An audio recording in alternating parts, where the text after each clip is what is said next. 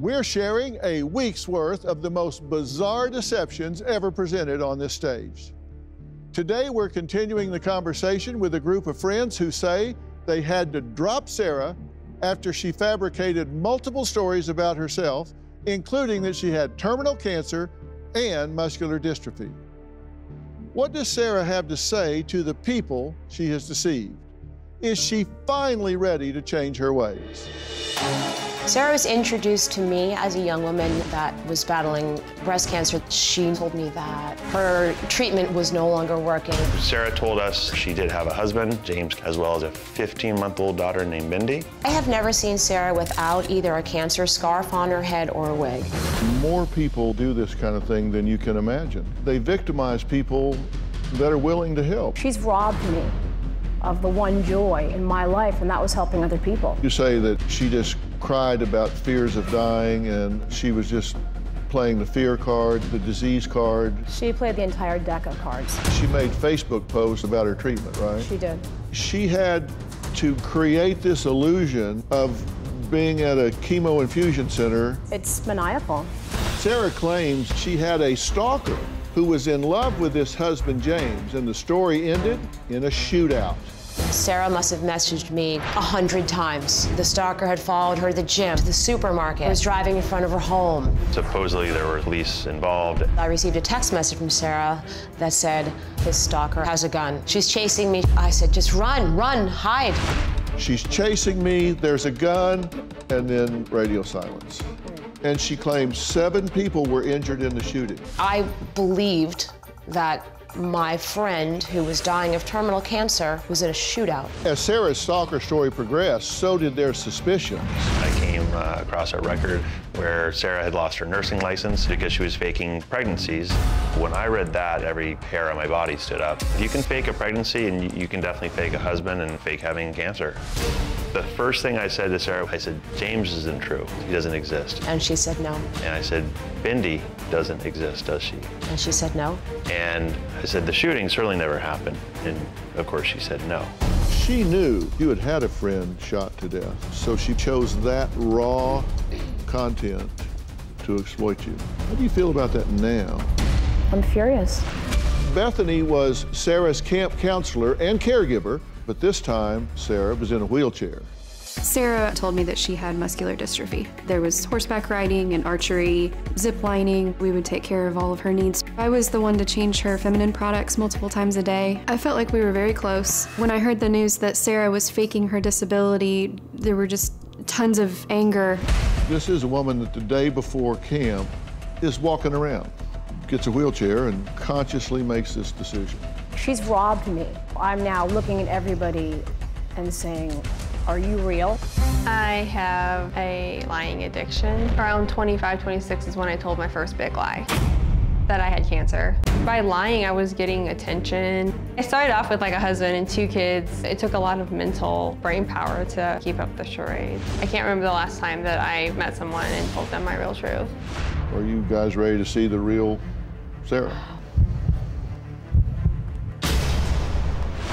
I didn't mean to hurt you guys the way that I did. Just such a compulsion that I couldn't control. You're saying it's just an addiction to lying. This is way bigger and much more sick. You ruined our life. How dare you? I'm just absolutely disgusted.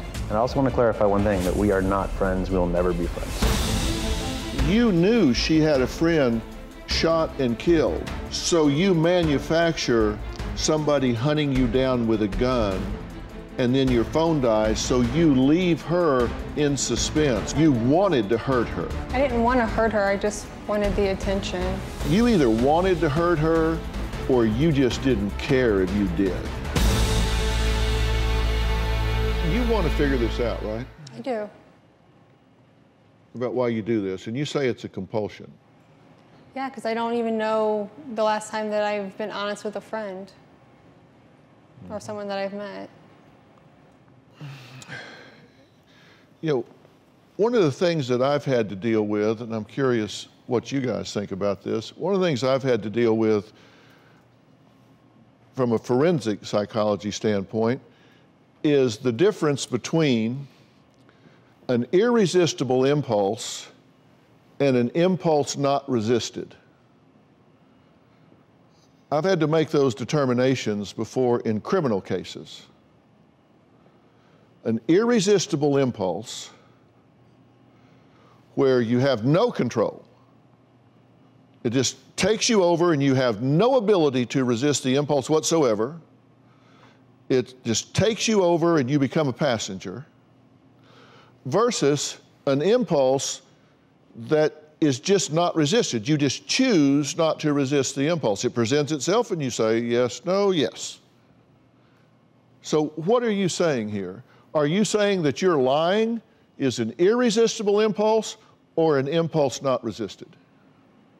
I mean, I can't resist it. No matter what I do, it just takes over my life. I feel like even when I tell myself I want to choose to be honest, I cannot be honest with myself or with people. So you say it is an irresistible impulse? Yes.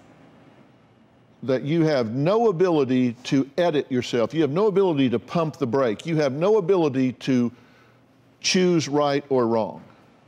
So you are a total sociopath. No, I think I don't know. I just feel like I want to be honest with people, and no matter how hard I try. Do you know right from wrong? I believe I know the difference. So yes. At the time that you're telling these people here, the time that you're telling Brian that you're James and you're feeling left out, do you know the difference between right and wrong? Do you know that's wrong? I know. Or does that even occur to you? Yeah, I know that it's wrong. You know it's wrong. Yeah. And you're telling me that that's an irresistible impulse, that just comes on you and you have no choice but to type that up and send it to Brian. And guilt induce him for making you, who don't exist, feel left out. No, that's a choice. So it's not an irresistible impulse. It is a premeditated way to leverage them into giving you something more. Yeah. Do you have any remorse for it? Yeah, I have a lot of remorse for it. I feel terrible that I've done that to the people that I've met, and I've done it to all of them. Okay, what have you done to Liz? What have you done to her? What is the impact of your behavior and lies? I mean, she was so, I don't know, she was so supportive, and she was just always there for me. And I just took that trust away from her. Now I don't know, if she can trust other people that come to her for help. What have you done to her? No, hang on. What have you done to her? I mean, just lying to her and taking her away from her family and her friends, and the stuff that she, work, and the stuff that's important to her life as well. You see the problem? Here's the problem. See, psychopaths or sociopaths have no empathy, so they can't mimic it. Mm-hmm. They don't know. If you ask someone that has empathy that question, they would say, I've broken her heart. She gave to me and I took that and wadded it up. I violated her trust, and she is heartbroken and humiliated, and it's crushed her soul, and now she doesn't know if she can ever trust anybody again, and it's changed who she is, and I've taken away innocence in her life. I've taken away her ability to feel like she can reach out and give to people, and that's a horrible thing to do to somebody that has a great heart and spirit. She can't even mimic those words because she doesn't know how to stand in your shoes because she doesn't have empathy. And that's why she said, well, I wasted her time. I wasted her time. That's why there's no genuine remorse here. Liz says Sarah became so obsessed with her to the point that she started copying everything she did and said. We're going to talk about that next. Losing Liz is probably the turning point, because Like, I legitimately had like a really, really strong connection with her. The stuff that I do with the triathlons, like, that's not fake. Not being able to talk to her and not being able to tell her I'm sorry, it's been like very, very hard for me. Well, I'm here with Bethany, Brian, and Liz. Sarah is here as well. They all say they emotionally invested themselves in their friendships with Sarah. Liz says she noticed early on that Sarah started to talk like her, dress like her, and have the same athletic goals as her. Take a look.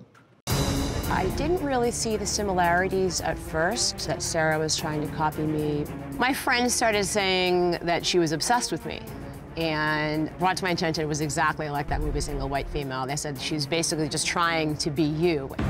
Sarah really started to kind of take on a lot of my, quirky personality. I tend to use the word badass a lot, and all of a sudden the word badass, it was every other word out of her mouth.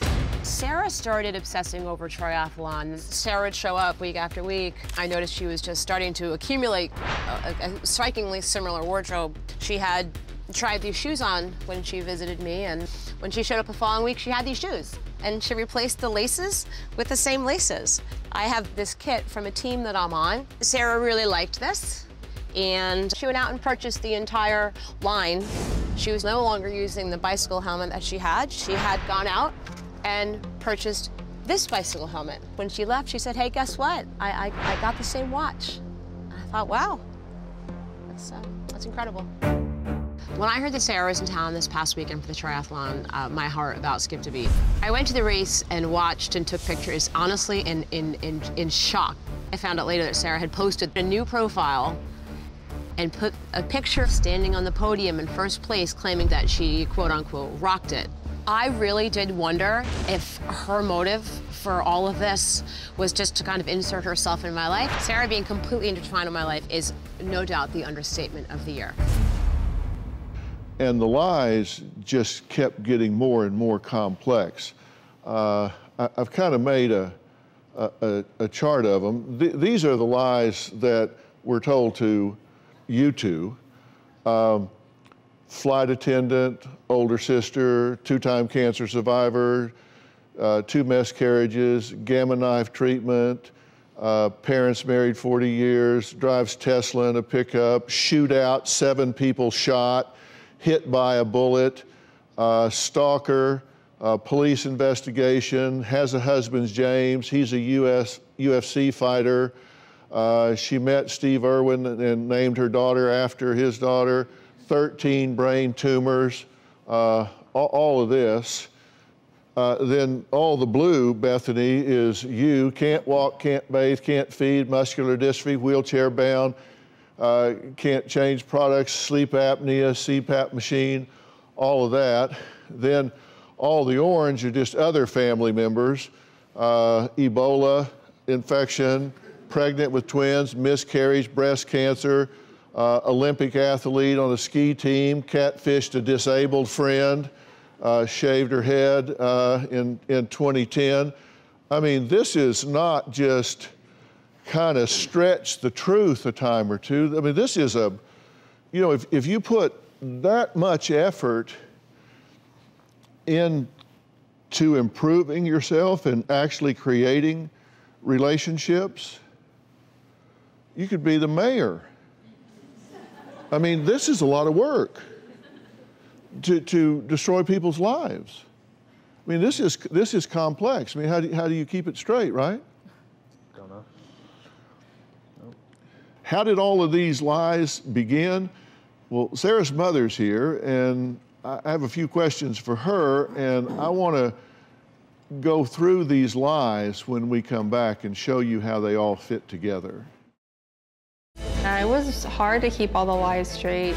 I would have to change groups of friends because you can't talk about Bindi with one set of friends and talk about having twins or with another set of friends. I can now see some kind of mistakes that she made. For example, she needed new pedals for her bike. And so when she would text me as Sarah, she would spell the word pedal wrong, and James would as well. I have absolutely no idea how Sarah kept all these lies straight. I don't.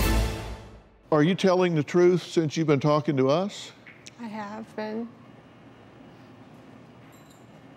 I seriously came here to get to the bottom of why I can't stop lying to people.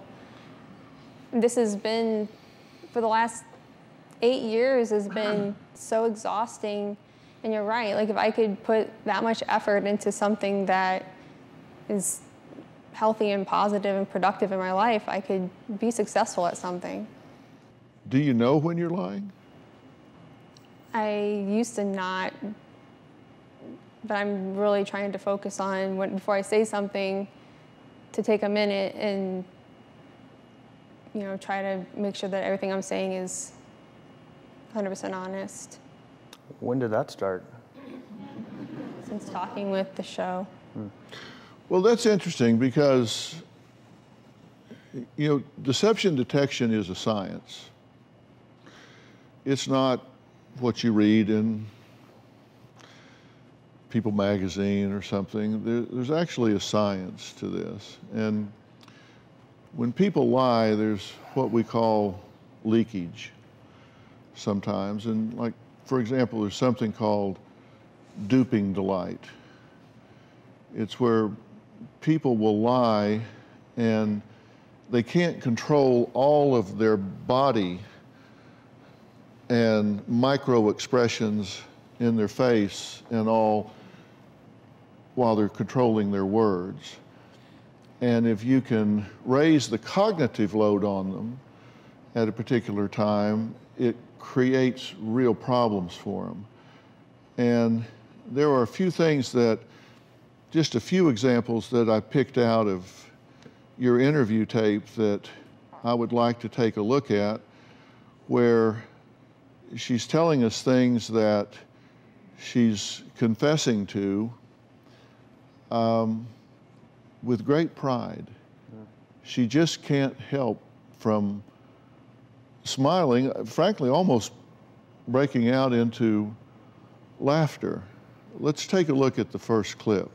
Around 25, 26 is when I told my first big lie. And living the lie, what did you tell people? That I had cancer. All right, play that again, and this time watch her smile when she says, "When I said I had cancer."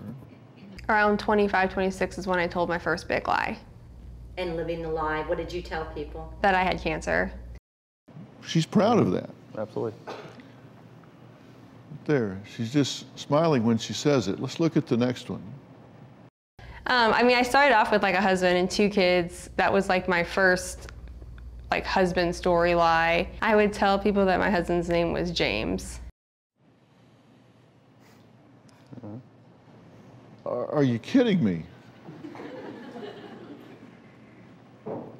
I'm looking at you now, and look at you now with the expression that you have now, and let's look at that tape again. It's her talking about her husband and James. It doesn't exist.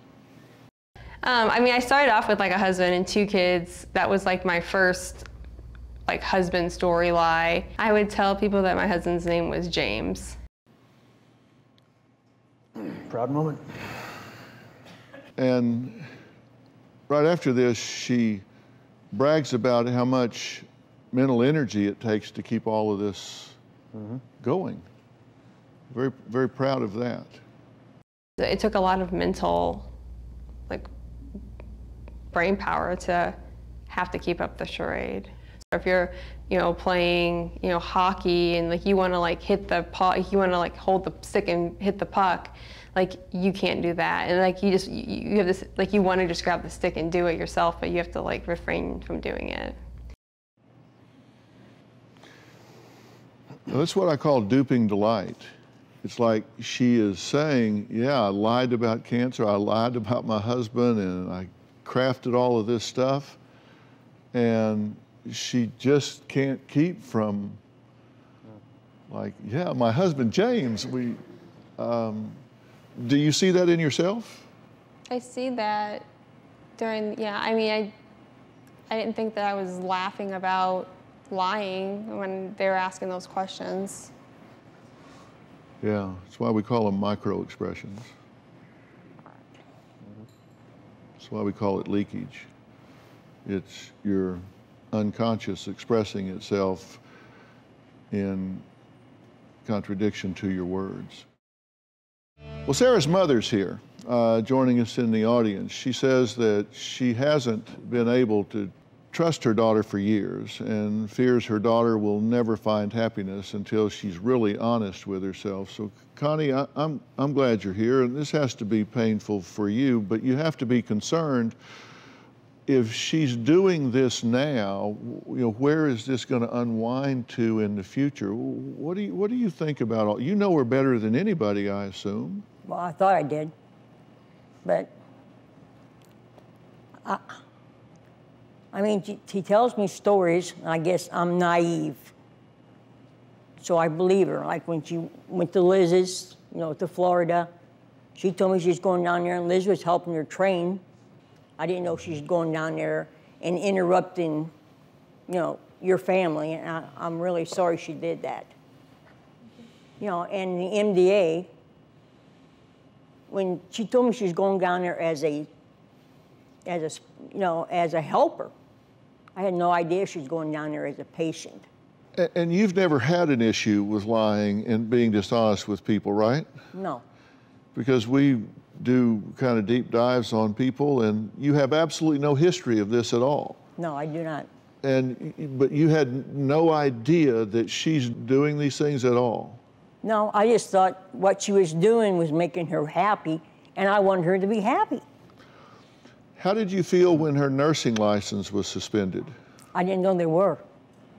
Well, this is the first you're hearing of that? Yeah, they got suspended in Virginia. Yeah, I never knew that. She went from Virginia to Wisconsin, and then she went from Wisconsin to work in the hospitals. But I didn't know one license was suspended, so she went to a different state. So you did know it then?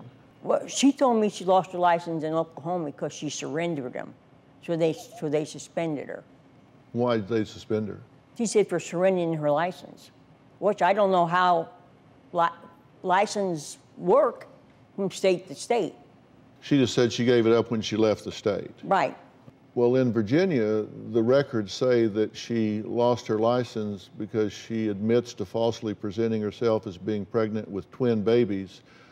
I had no idea that happened. And includes wearing pillows and providing ultrasound pictures of twins to the staff, and prematurely delivered the twins, and the twins had died. I had no idea.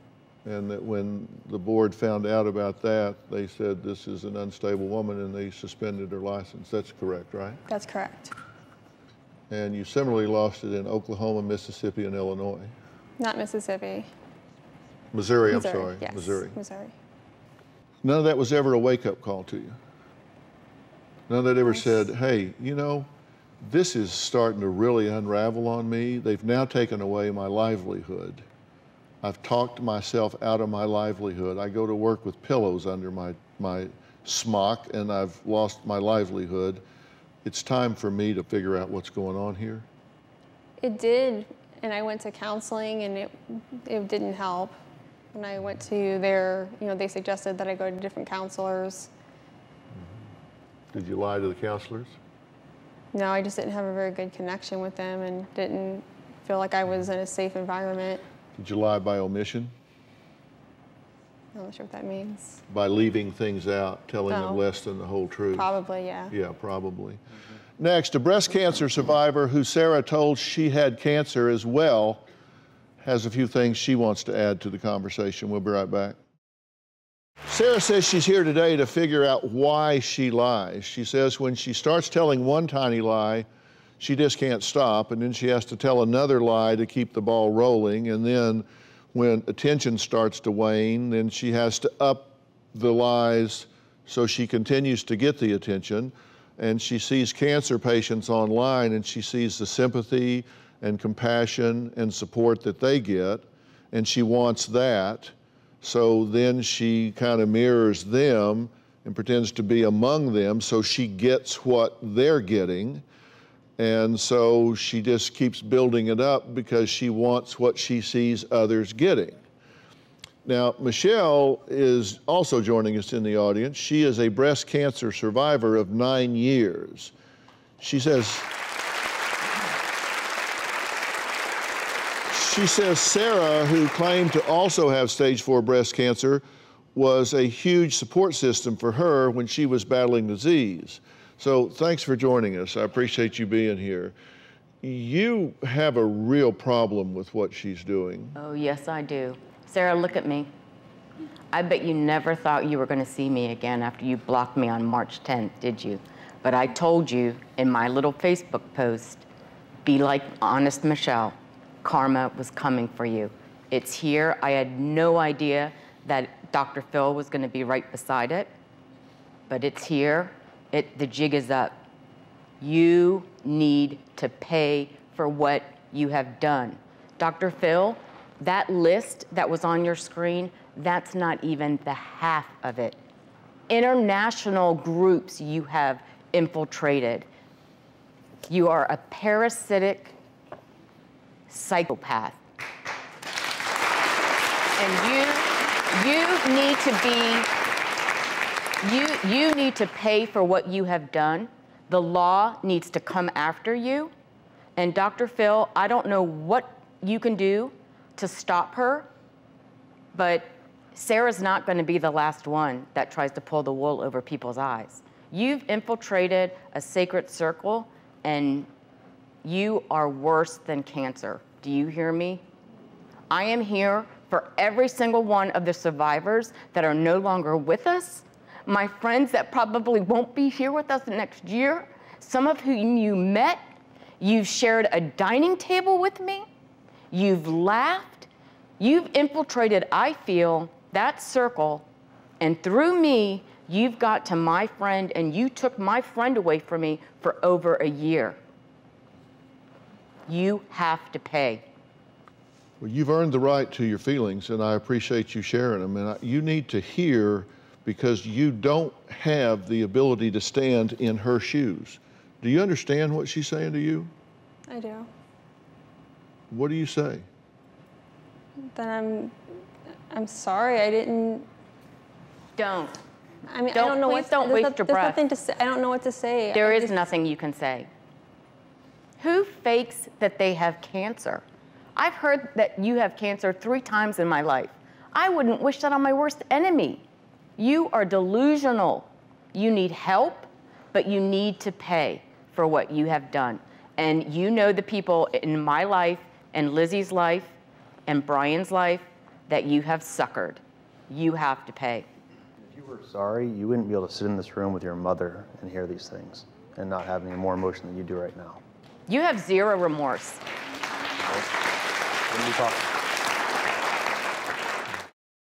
Well, I'm back with a host of people that have been victimized by this woman, Sarah.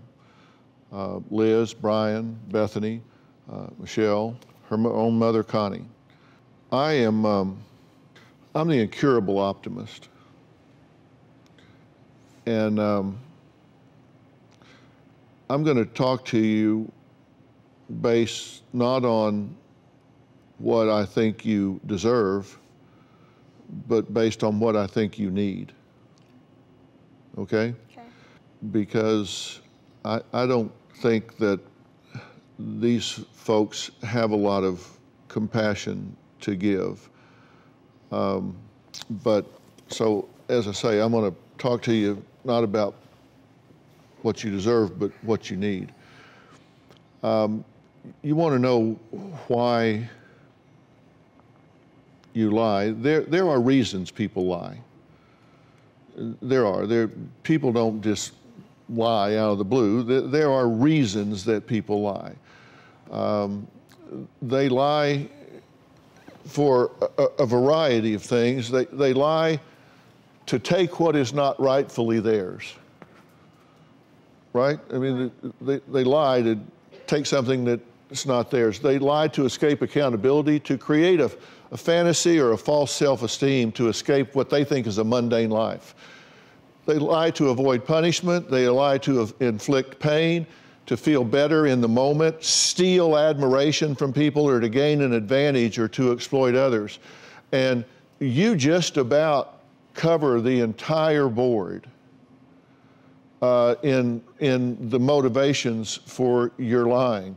You've lied to take what's not rightly yours in the camp that you went to. Your self-esteem is very low because you think you can never have a friend, so you have to steal it. You do inflict pain on others. You steal admiration. You gain advantage so you can exploit people. You've done it to Liz. You've done it to Bethany. I mean, you're just all up and down the chart. And you're going to have to come to grips, come to terms with why your self-esteem is so low. And until you do that, you're going to continue to steal what healthy people earn, which is respect, fellowship, unity. You know, the number one fear that people have is rejection, and the number one need is acceptance. And you're running from that because you don't have any confidence in yourself at all. And for whatever reason, you're sabotaging yourself every step of the way through your life. And you need to figure out what your internal dialogue is that tells you that you have to cheat and lie and steal in order for people to allow you to be around. And until you figure that out and determine some self-worth, you're going to continue to do this. You're not going to stop if you don't face the fact that somehow or another your personal truth is damaged and your self-worth is on the floor. I can't diagnose you here, but I can tell you that on the short list of considerations would be a really severe personality disorder, most likely a borderline personality disorder, which is something that describes you pretty well, which is a pattern of disorganized, unstable relationships, disorganized, unstable self-image and emotions. There's a lot of anger, impulsiveness, frequent mood swings, and possibly brief psychotic episodes. These people are often intelligent. They can appear warm and friendly and competent until their defensive structure starts to break down. And then the wheels come off and you start seeing lies and exploitation and all kinds of really self-destructive behavior. I think you are seriously depressed. I think you have serious problems with anxiety. I think you have a severe personality disorder. I think you lack empathy. And I think your self-worth is in the floor. And until you deal with those issues, you're going to continue to victimize anybody that has the misfortune of coming into your space. And I am willing to offer you that help. And I would accept that help. Do you have a story or a question for me? Click the link in the description and tell me what in the world is going on.